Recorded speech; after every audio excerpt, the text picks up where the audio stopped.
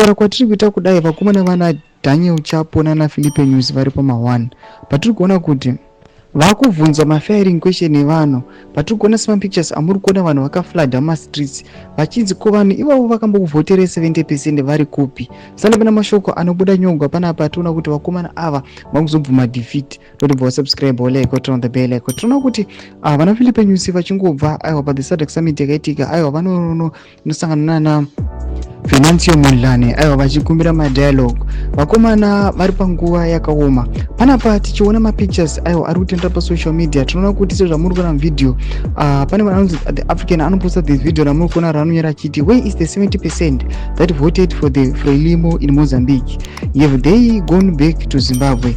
Anoposta mapicture amuri kuona aiwa vanhu vakazara mumastreets muchiona mavehicles ari kufamba vanhu vakwira pamavehicles vachiimba marching songs vachiprotesta vachiti aiwa vakomana vana Filipe Nyusi nana Daniel Chapo vakomana veFrelimo they must go.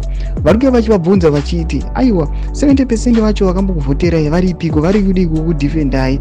Vanhu vachitaura mazvo vachiti asi ndivo vacho vakabva kuZimbabwe vakakuvhoterai zvakunyatso kuda pachena kuti aiwa munyika yeMozambique vanhu vabo vanhu havachadi nezve this revolutionary party kana this ruling party yavo yeFrelimo vakuda kuti aiwa vana Venancio Mondlane vatungamiri vakuru veopposition munyika yeMozambique vapindire vateke vakasiwa nana Filipe Nyusi. Tudze mafunguro enyu muri kudii pamusoro pechitiko ichi aiwa chashamisa vanhu nekushuka mastreets. Pinda comment section medu tudze mafunguro enyu.